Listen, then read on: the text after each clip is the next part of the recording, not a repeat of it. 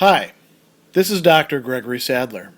I'm a professor of philosophy and the president and founder of an educational consulting company called Reason.io, where we put philosophy into practice. I've studied and taught philosophy for over 20 years, and I find that many people run into difficulties reading classic philosophical texts. Sometimes it's the way things are said or how the text is structured. But the concepts themselves are not always that complicated, and that's where I come in. To help students and lifelong learners, I've been producing longer lecture videos and posting them to YouTube. Many viewers say they find them useful. What you're currently watching is part of a new series of shorter videos, each of them focused on one core concept from an important philosophical text. I hope you find it useful as well.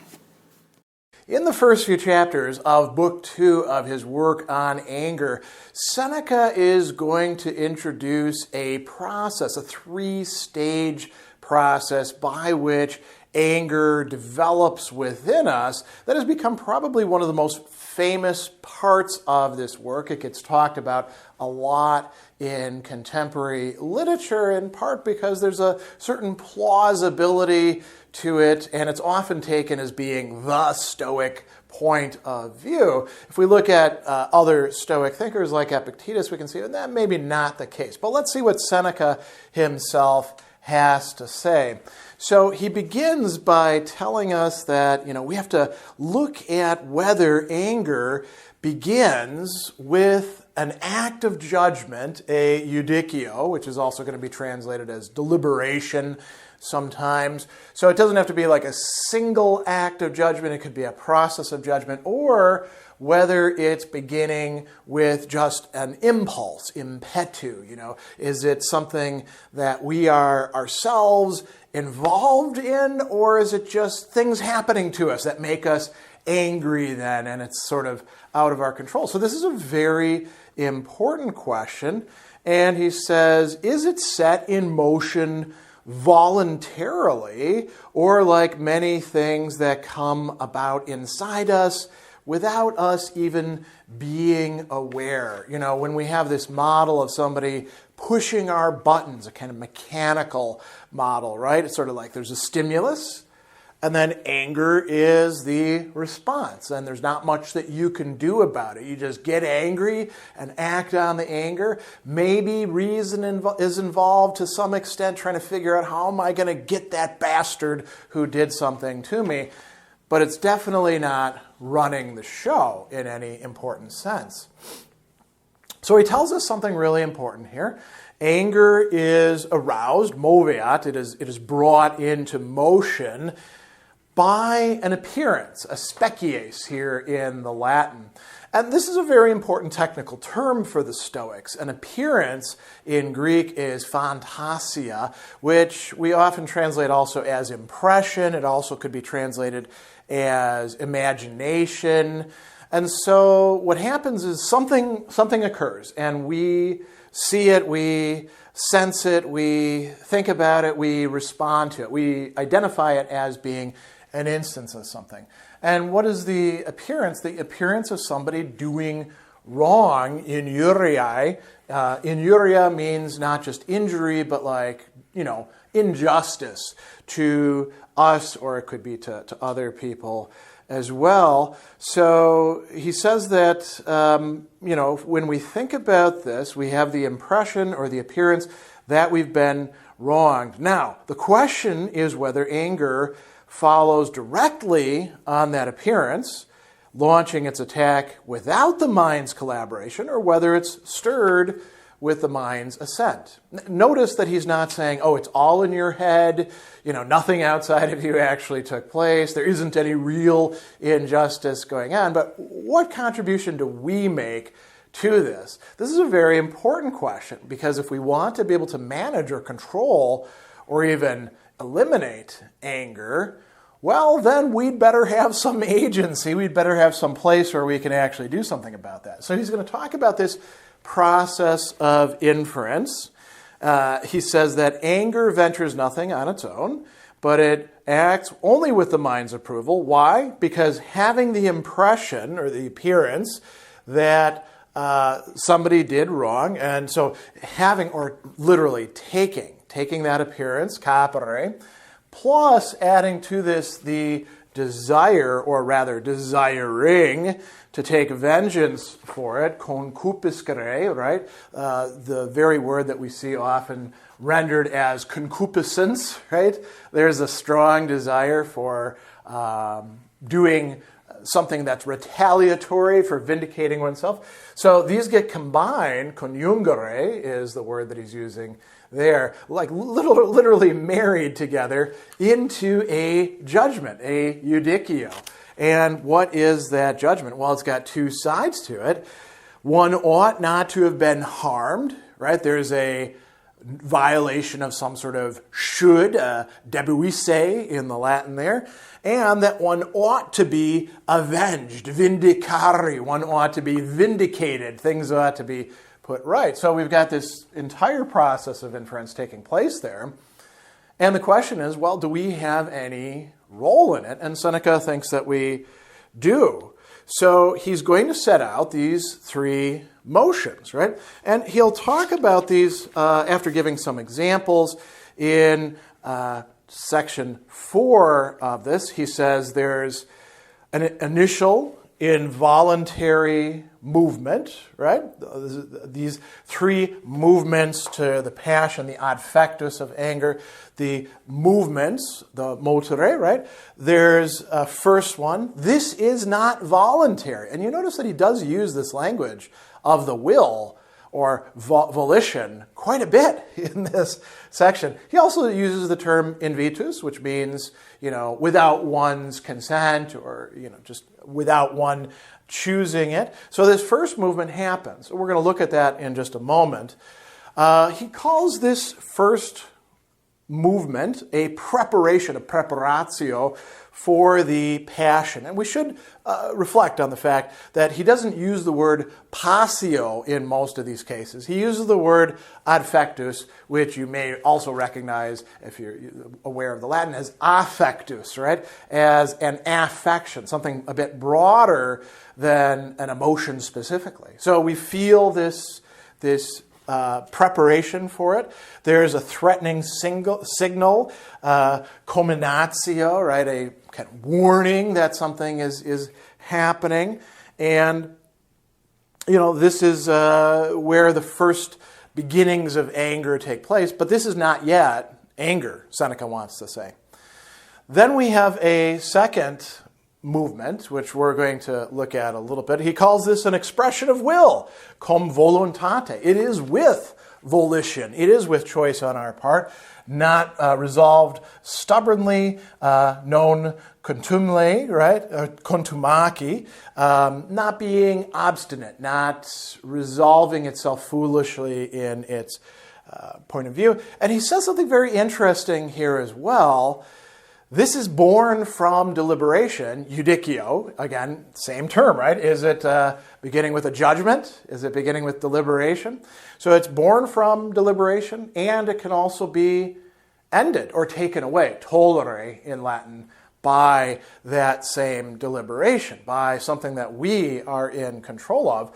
And then we get to the third movement, and at this point, reason is gone. Right? Or if reason is working, it's solely in an instrumental way. He says that this is already out of control, impotens. Now, you might say impotens, that means powerless, right? Well, it's powerless with respect to the impulse of anger. It has already overthrown or literally kicked out reason, evicit, right? And it has affirmed ad provavit, as he's going to say, the appearance. Right? So he says that it actually moves by will and judgment, voluntate, judicio, towards vengeance, ultionem, the same vengeance that was talked about as being desired in that inference, right? So we have these three things. First movement, not in our control. Second movement, in our control. Third movement, also not in our control, but for different reasons. Because we took the control, or the capacity, or the freedom that we had, and we threw it away by collaborating with that first movement, and we wind up in the third movement, and now there's nothing we can really do at that stage. You could try to reason with an angry person, but if it can actually take hold, as Seneca says, well, they're not yet at this third place. They're in the second movement stage. So let's go back to the first one. He tells us that there's all sorts of movements that occur independent of our will, and we can't overcome them or avoid them. What are examples? Shivering when we're sprinkled with cold water, revulsion at touching certain things, the way our hair stands on end at bad news, the blush that spreads when we hear obscene words, the dizziness that comes over us when we look down a cliff. These are all physical reactions. And can we control them at all? A little bit later, he's going to say that we cannot avoid that first mental jolt with reason's help, just as we cannot avoid the other movements that befall our bodies, just as we cannot avoid having another's yawn provoke our own, right? Or avoid closing our eyes at the sudden poke of another's fingers. Reason cannot overcome these movements, but perhaps their force can be lessened if we become used to them and constantly keep a watch for them. This is where he actually says that second movement, provoked by judicio, deliberation, can be overcome by it. So, when we see things that we know are going to rile ourselves up, we can pay attention to that and minimize those sorts of effects and occasions. And what are these? Well, he goes on and he says, there's all sorts of things that function to get anger going. We're watching shows at theatrical games and reading ancient history, right?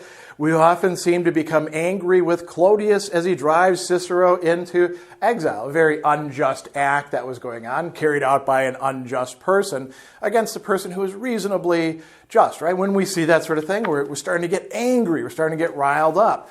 You could think about looking at stuff in social media, and you see a report about what those bastards are doing now, and you start getting angry about it, right? What else? He says that who's not stirred when faced with Marius's arms or Sulla's proscription? Who doesn't hate Theodotus and Achilles and the actual child who dared a grown-up crime? I mean, us, because we don't generally pay attention to those people. But, we can think about the people we see depicted in television shows. I can't believe what happened in Westworld or Game of Thrones, or pick whatever else you want, right? And all of these will be behind us soon enough, but people get very, very angry about that, don't they? So these initial things, he says sometimes a song sets us on edge, a double-time tune, the martial sound of war trumpets, a horrific picture stirs our minds, right? And he gives some other examples, when we're with other people that are smiling, we smile back. When we're with mourners, we feel sad, and fear can do this as well. So he says, these are not passions, but the first preludes to passion, right? And he says, none of these should be called passion. They merely chance to move the mind. The mind doesn't so much cause them as suffer them. If I can put it that way, passion consists not in being stirred in response to impressions presented to us, but in these other two stages, in surrendering ourselves to those impressions and following up the mind's chance movement. So, he gives an example of turning pale or shedding tears, the first stirrings of sexual arousal, a deep sigh, a suddenly sharpened glance, anything along these lines. Whoever reckons them a clear token of passion and a sign of the mind's engagement is mistaken and fails to understand their bodily, involuntary movements. It's when we collaborate with them, when we go along with them, when we involve, as he's going to say, deliberation, judicio, or assent, assensus, right? Or the will, voluntas, or reason itself, the rational part of ourselves, ratio, that we start getting into trouble in the second portion of this dynamic of anger. And so he says that, what we have the opportunity to do is to take a stand against that anger. Suppose someone is reckoned he was harmed, wants to take revenge, and immediately calms down when some reason, maybe supplied by himself or somebody else, urges against it. I don't call this anger. I call it the movement of a mind still obedient to reason. Anger in its full sense happens in this third movement, right? He says, anger is something that leaps clear of reason, that snatches reason up and carries it along. So what is really anger? The intentional movement that follows, which is not only taken in the impression, but affirmed it. And then we get to this stage where it's not just affirming it, but has affirmed it. That's anger, the arousal of a mind that moves willingly and deliberately with, as we said, will and judgment towards vengeance. So these are the three stages here. And what this means is that we actually have considerable control or opportunity for control if we actually practice it, if we don't allow it to get to this third movement, third stage, where we've actually lost control and now we're just going to be subject to it. So three main movements, three main stages to how anger develops for Seneca. And this is not just for anger, this is also for other emotions as well.